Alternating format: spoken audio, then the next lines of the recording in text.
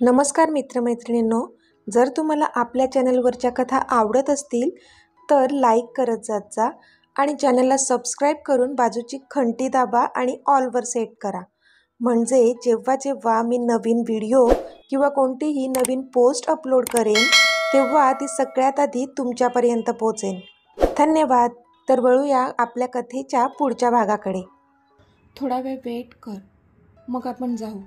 तो कालात हसत बोलला तशी ती भानावर आली आणि समोरच्या चेअरवर जाऊन बसली. तो मात्र त्याचं काम करत त्याच्या चेअरवर बसला होता. कधीपासून इतका सिडिक्टिव्ह झालेला तो आत्ता मात्र एखाद्या सिन्सिअर बॉससारखा त्याचं काम करत होता. तिला खूप आनंद होत होता त्याला तसं बघून. चल, झालंय माझं, तो बोलला आणि मग तिला घेऊन बाहेर आला. त्याने त्याची गाडी काढली आणि मग ते त्या सी कॅफेकडे निघाले. आता पुढे कोणत्या फ्रेंडला भेटायला चाललीस, त्याने विचारलं. परीला, ती बोलली. ओ दॅट्स ग्रेट, मी पण होळीनंतर तिला भेटलोच नाही. चल, आता माझी पण भेट होईल, तो हसून बोलला. नाही हां, अजिबात नाही. आज ती मला तिच्या बॉयफ्रेंडला भेटवणार आहे, म्हणून तू नको येऊस, ती बोलली. अरे वा, परीने मुंबईत बॉयफ्रेंड पण पटवला काय? चांगली प्रोग्रेस आहे हां, तो मिश्किलपणे बोलला. तशी ती डोळे बारीक करून त्याच्याकडे पाहू लागली. सॉरी, तो तोंडावर बोट ठेवत क्यूट फेस करून बोलला. तुला माहिती आहे, परीच्या घरी लव्ह मॅरेज अलाउड नाही आहे, म्हणून इतकी वर्षे तिने कधीच कोणत्याच मुलाशी फ्रेंडशिप नव्हती केली. पण ह्यावेळी मात्र ती पूर्ती आपटली आहे त्याच्या प्रेमात, युविका हसून बोलली. जशी तू माझ्या प्रेमात आपटली तशीच ना, त्याने तिच्यावर नजर रोखून विचारलं. तशी तिने लाजून नजर खिडकीबाहेर केली. आय हाय स्वीटी, तू अशी लाजतेस ना तेव्हा मला खूप आवडतेस, तो छातीवर हात ठेवत बोलला. फक्त लाजते तेव्हाच आवडते आणि बाकीच्या वेळी? तिने कमरेवर हात ठेवून दटावून त्याला विचारलं. तसा तो गालातच हसला. आणि बाकीच्या वेळी तर इतकी आवडतेस ना की तुला खाऊन टाकावंसं वाटतं, इस्पेशली जेव्हा तू चिडतेस तेव्हा, तो तिला डोळा मारून बोलला. तसा तिचा तर श्वासच अडकला. ती गालात हसत पुन्हा खिडकीबाहेर पाहू लागली. आता काय झालं, बोल ना, तो मिश्किलपणे बोलला. मला नाही बोलायचंय, ती गालात हसत बोलली. काय बोलणार होती ती बिचारी, त्याने त्याच्या एका सेंटेन्समध्येच तिची विकेट जी घेतली होती. त्याला पण कळलं ती लाजते, मग मात्र तो काहीच बोलला नाही. चला मॅडम, आले तुमचं डेस्टिनेशन, तो बोलला. तसं तिने बाहेर पाहिलं तर तिला समोर सी कॅफेचा बोर्ड दिसला. ती गाडीतून खाली उतरली. थँक्यू सो मच, तू आता जा, मी टॅक्सीने येईन घरी, ती बोलली. अगं, मी थांबतो तुझं होईपर्यंत, मग सोबत घरी जाऊ, तो बोलला. आधी मला उशीर होईल, ती बोलली. होऊ दे उशीर, तू ये निवांत, तोपर्यंत मी माझे मेल्स एकदा चेक करून घेतो, तो बोलला. तशी तिने हसून नकारार्थी मान हलवली आणि जरा आजूबाजूला पाहिलं आणि कोणाचं इथे लक्ष नाही आहे ते पाहून तिने हलकेच त्याच्या गालावर तिचे ओठ टेकवले. आय लव्ह यू माय सडू, ती बोलली. तसा तो मात्र गालातच हसला. स्वीटी, चुकीच्या ठिकाणी किस केलास तू, तुला इथे किस करायचा होता का, त्याने त्याच्या ओठांवर बोट ठेवत विचारलं. त्यावर मात्र तिने त्याच्या गालावर एक चापट मारली. असं काहीच नाहीये, मला जिथे करायचा होता तिथेच केला मी किस, नाव बाय, ती हसून बोलली. तसा तो पण हसला आणि तिला बाय बोलला. ती मात्र खूपच खुश होती. तिला प्रत्येक वेळी तो ती खूप स्पेशल असल्याची फिलिंग करून देत होता, तिला वेळ देत होता, तिच्या मतांचा आदर करत होता आणि महत्त्वाचं म्हणजे तिच्यावर जीवापाड प्रेम करत होता तो. अजून काय हवं होतं तिला? सगळं एकदम हवंहवंसं वाटणारं आयुष्य तिचं सध्या सुरू होतं. म्हणूनच ती स्वप्नांच्या झुल्यावर झुलत होती सध्या. हे युवी, इतकी स्माईल, खूप खुश दिसतेस हां, व्हॉट्स द रिझन, परीने हसून विचारलं. तशी ती गडबडली, कारण सध्या ती आधीचा विचार करत होती, म्हणून तिच्या चेहऱ्यावर तिच्याही नकळत स्माईल येत होती. रिझन काय असणार आहे? I am so much excited to see your partner, Yuvika बोलली. तशी परी लाजली. ओ, आत्ता कोण ब्लश करतंय पहा जरा. युवी पण तिची मज्जा घेत बोलली. अगं, पण अजून कसा नाही आला तुझा हिरो? तू वेळ तर बरोबर दिली होतीस ना? युवीने विचारलं. हो अगं, थांब मी कॉल करते, असं म्हणून परीने त्याला कॉल केला, पण त्याचा फोन एंगेज लागत होता. मग मात्र तिने फोन ठेवून दिला. एंगेज लागतोय फोन, पण येईलच तो इतक्यात, परी बोलली. इथे रियांश ड्राईव्ह करून त्यांच्याकडेच येत होता, पण मध्येच त्याच्या डॅडचा फोन आलेला म्हणून त्याला घ्यावा लागला होता. तो आता कॅफेमध्ये पोहोचला होता. त्याने पाहिलं तर परीचा मिस कॉल होता. त्याने गाडी पार्किंगमध्ये लावली आणि गाडीतून उतरला तो. आता तो तिला फोन करणारच होता की त्याची नजर समोर गेली आणि तो पाहतच राहिला, कारण ती आधीची गाडी होती. आधीची गाडी इथे काय करते? तो मनातच बोलला आणि फोन खिशात ठेवून त्या दिशेने गेला. त्याला आधी गाडीत बसून त्याच्या टॅबवर मेल्स चेक करताना दिसला. त्याने काचेवर टकटक केलं तशी आधीने काच खाली केली. रियांश, तू इथे काय करतोयस? आधीने विचारलं. सेम प्रश्न मी पण तुला विचारतोय. तू इथे काय करतोयस? रियांशने विचारलं. अरे, ते युविकाला तिच्या मैत्रिणीला भेटायचं होतं म्हणून आलो. आता तिला सोबत घेऊनच जाईन, आधी बोलला. ओके, रियांश बोलला. पण तू इथे काय करतोय? आधीने विचारलं. अरे, ते परीला तिच्या कोणत्या बेस्ट फ्रेंडला मला भेटवायचं आहे म्हणून आलोय मी. तसा आधी त्याच्याकडे पाहतच राहिला. व्हॉट? आधी जोरातच किंचाळला. तुला काय झालं ओरडायला? रियांश बोलला. अरे ब्रो, तुला कळतंय का किती मोठा प्रॉब्लेम झाला आहे? आधी बोलला. कसला प्रॉब्लेम? रियांशने न समजून विचारलं. परीची मैत्रीण कोण आहे माहिती आहे तुला? म्हणजे तिचं नाव? आधीने विचारलं. नाही, रियांश खांदे उडवत बोलला. युविका सबनीस, परीची मैत्रीण आहे, कळतंय का तुला? आधी जोरातच बोलला, पण त्याचं ऐकून आता मात्र रियांशला घाम फुटला. व्हॉट? तो आश्चर्याने त्याच्याकडे पाहत बोलला. आता काय करायचं? आधीने विचारलं. तो पण टेन्शनमध्ये आला होता. त्याच्या चष्मीसला जर कळलं की रियांश परीशी खोटं बोललेलं आहे आणि हे त्यालासुद्धा माहीत आहे तर नक्कीच त्याची काही खैर नव्हती. तू सांग ना, मी काय करू? रियांश आता पुरता गडबडला होता. हे बघ रियांश, ही वेळ नाही आहे परीला असं अचानक सगळं समजण्याची. तू एकांतात तिच्याशी बोल आणि तिला तुझी बाजू समजाव. आता युविकासमोर तिला भेटलास तर खूप मोठा प्रॉब्लेम होईल आणि मिसअंडरस्टँडिंग होईल ती वेगळी. तुला कळतंय ना मी काय म्हणतोय ते? आधीने विचारलं. रियांश खाली मान घालून बोलला. बिचारा जेव्हा पण तिला खरं सांगण्याचा प्रयत्न करायचा काही ना काही होतच होतं, ज्यामुळे आता त्याला खूपच टेन्शन आलं होतं. रियांश, तू आता तिला काहीतरी कारण सांग आणि घरी निघून जा, आधी बोलला. तसं रियांशने एक दीर्घ श्वास घेतला. आधी, मी चुकीचं तर नाही ना वागत तिच्याशी? रियांशने विचारलं. Riyansh, you love her no? आधीने विचारलं. Yes, from bottom of my heart, Riyansh बोलला. झालं तर मग, काहीच चुकीचं करत नाही आहेस तू. थोडीशी मिसअंडरस्टँडिंग झाली आहे, ती आता तुलाच क्लिअर करावी लागणार आहे. ती झाली की झालं मग, आधी त्याला समजावत होता. थँक्स ब्रो, रियांश त्याला मिठी मारून बोलला. Now call her and give some strong reason not to meet her, Aadhi बोलला. तसं रियांशने ओके बोलून तिला कॉल केला. हे हाय ऋषी, किती उशीर, आम्ही कधीपासून तुझी वाट पाहत आहोत, कम सून, परी बोलली. तसा त्याने एक सुस्कारा सोडला.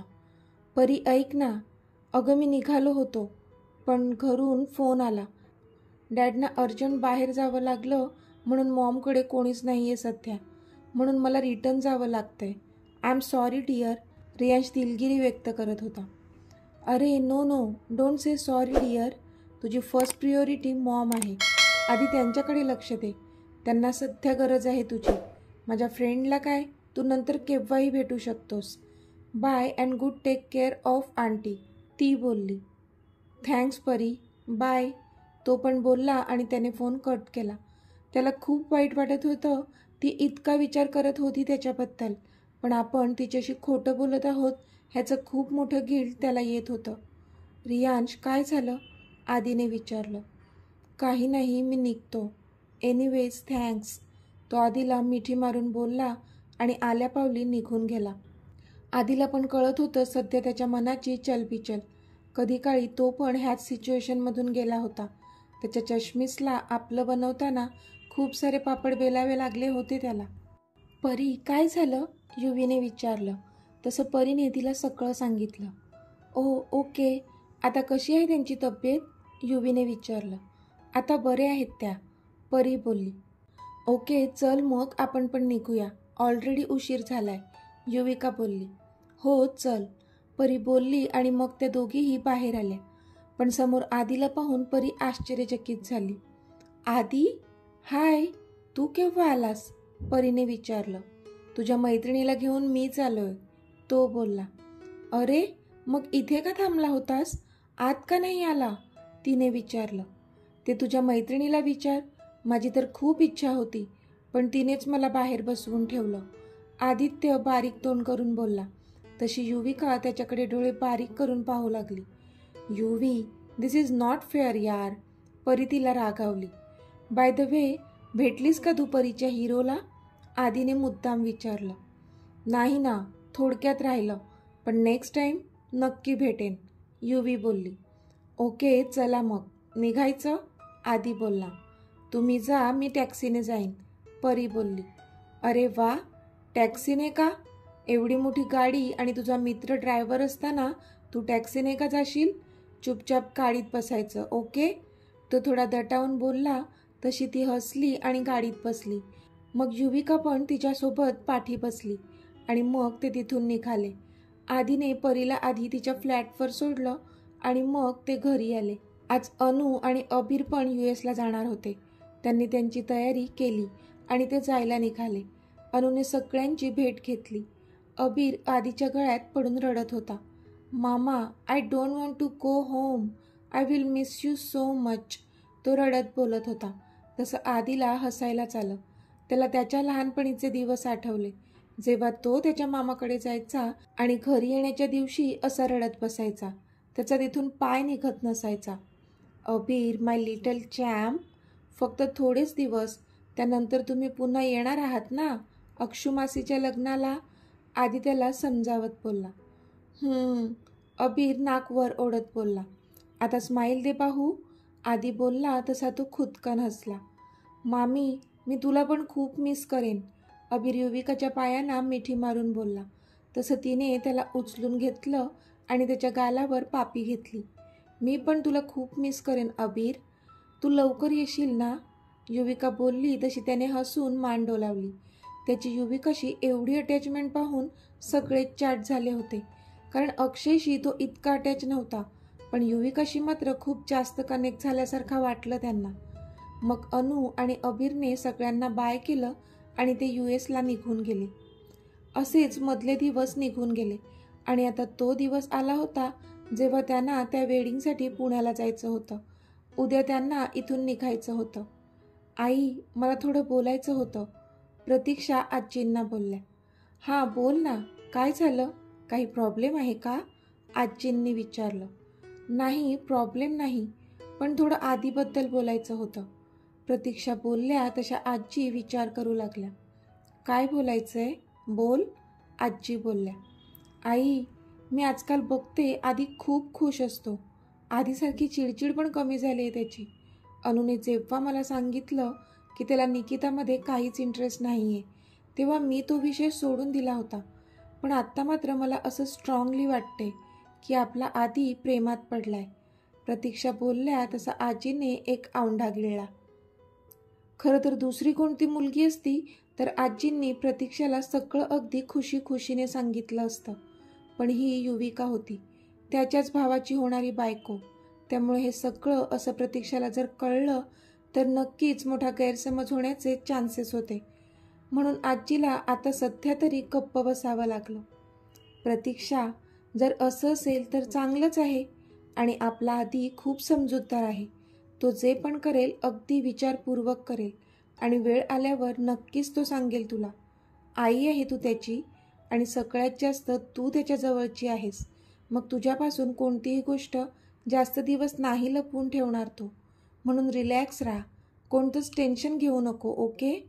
आजी प्रतीक्षांना समजावत होत्या.